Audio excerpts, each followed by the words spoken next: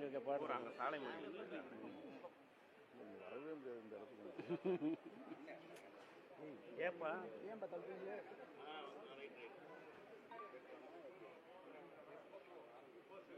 இப்போ கேள்விகள் இருக்கா சார்? கடந்த சில நாட்களாக எடப்பாடி பழனிசாமி என்ன சொல்லியிருக்கிறாருன்னா, திமுகவையும் திமுக சார்ந்து இருக்கிற கூட்டணி கட்சிகளையும் வருகிற சட்டமன்ற தேர்தலிலிருந்து விரட்டுவதற்கு, தோல்வி பெற செய்வதற்கு யாருடையும் நாங்கள் கூட்டணி வைத்துக் கொள்வதற்கு தயாராக இருக்கோம்.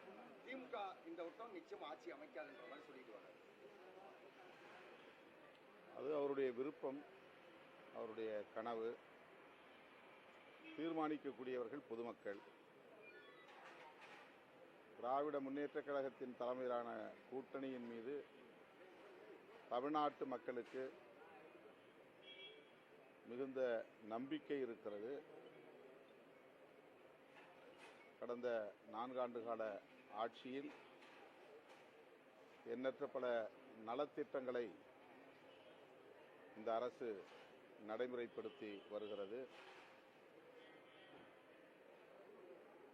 ஆகவே திமுக கூட்டணிக்கு பொதுமக்களின் ஏகோபித்த ஆதரவு வழக்கம் போல கிடைக்கும் என்கிற நம்பிக்கை உள்ளது.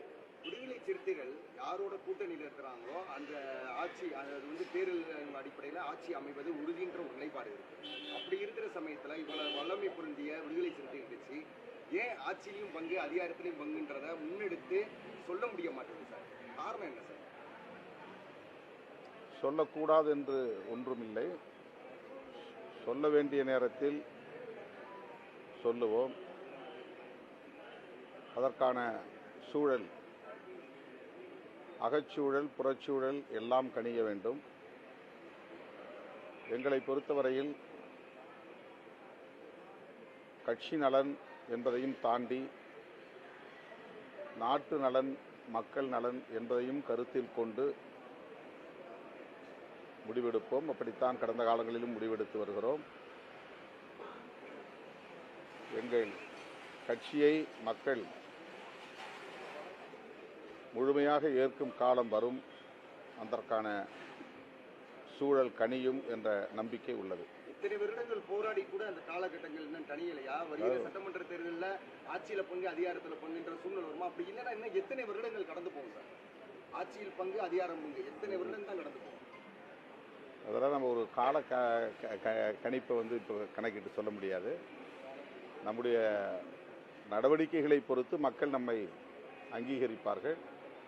இப்போது ஒரு மாநில கட்சியாக அங்கீகரித்திருக்கிறார்கள். ஒரு அதிகார வலிமையுள்ள கட்சியாகவும் மக்கள் அங்கீகரிப்பார்கள்.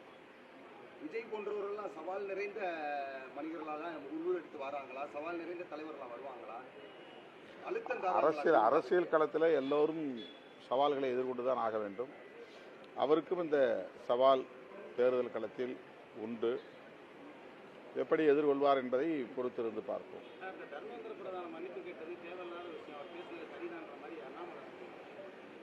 தர்மேந்திர பிரதான் மன்னிப்பே கோரவில்லை, வருத்தமும் தெரிவிக்கவில்லை. தான் சொன்ன வார்த்தையை திரும்ப பெற்றுக் கொள்கிறேன் என்றுதான் கூறியிருக்கிறார். அவர் சொன்னதற்கு உள்ளபடியே அவர் அதே மக்களவையில் வருத்தம் தெரிவித்திருக்க வேண்டும். தமிழ் தேசிய பேரினத்தை அன்சிவிலைஸ்டு பீப்புள் என்று, நாகரிகமற்றவர்கள் என்று அவர் சொன்னது அநாகரிகமானது. அவர்தான் அநாகரிகமாக நடந்து கொண்டார். அதை வரவேற்கக்கூடிய வகையிலே தமிழ்நாட்டில் உள்ள பிஜேபி தலைவர்கள் பேசுவது மேலும் அவர்களின் அநாகரிகத்தை உறுதிப்படுத்துகிறது. சார், யாரோ ஒருத்தர் விட்டு கொடுத்து போனாங்கன்னா சார் மக்கள் நலன் பெற முடியும். மத்திய அரசாங்கம், மாநில அரசாங்கம் இப்படி தொடர்ந்து சண்டையிட்டுக் கொள்வதில் பெரிதும் பாதிக்கப்படுவது தமிழர்கள் தானே சார்? யாராச்சும் ஒருத்தர் விட்டு கொடுத்து போனாங்க சார் தமிழக மக்களுக்காக. இது தமிழ்நாடு அரசா பிஜேபி அரசா என்கிற அடிப்படையிலே அணுகக்கூடிய பிரச்சனை அல்ல. மொழிக் கொள்கை தொடர்பாக மத்திய ஒன்றிய அரசு எத்தகைய அணுகுமுறையை கொண்டிருக்கிறது என்பதை தேசிய அளவில் அனைவரும் புரிந்து கொள்ள வேண்டும். இது மிகவும் முக்கியத்துவம் வாய்ந்த ஒரு பிரச்சனை.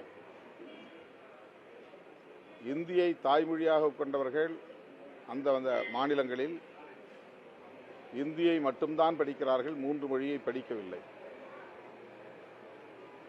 இது உலகறிந்த உண்மை. ஆங்கிலம் கூட அவர்கள் கற்றுத்தருகிறார்களா என்ற கேள்வி எழுகிறது.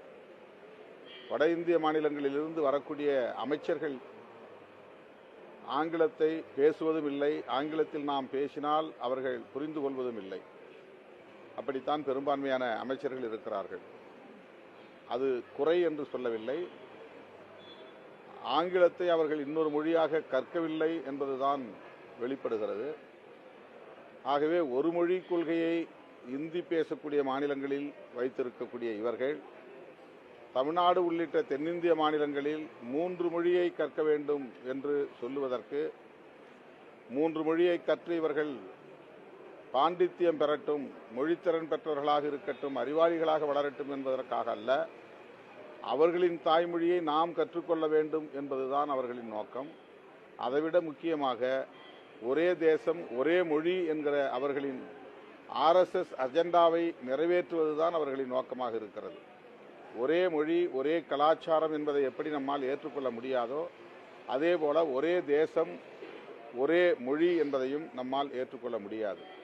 ஒரே நாடு ஒரே கலாச்சாரம் என்பதும் ஏற்புடையதல்ல, ஒரே நாடு ஒரே மொழி என்பதும் ஏற்புடையதல்ல. அது அவர்களின் ஆதிக்கத்தை வெளிப்படுத்தக்கூடிய ஒன்றாக இருக்கிறது. அந்த ஆதிக்கத்தை நாம் எதிர்க்கிறோம்.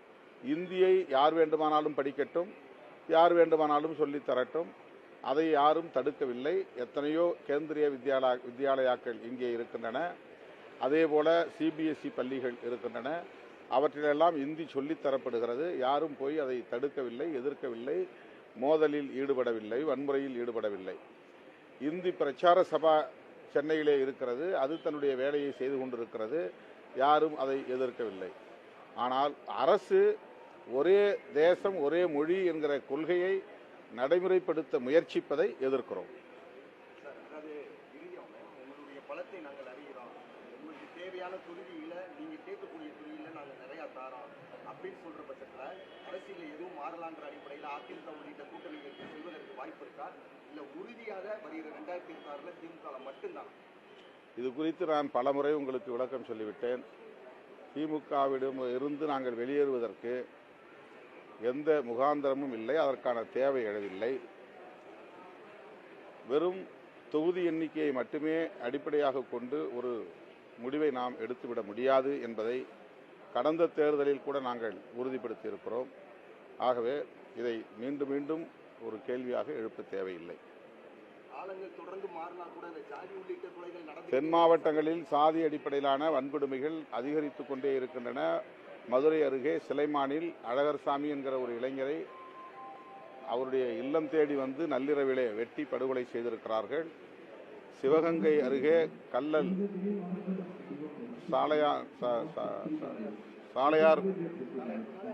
சாலையார் தோட்டமா, சாலையார் கோயில் இல்லை, கல்லல் அருகே ஒரு கிராமம், அங்கே ஒரு பையனை இதே போல அடித்து கொலை செய்திருக்கிறார்கள்.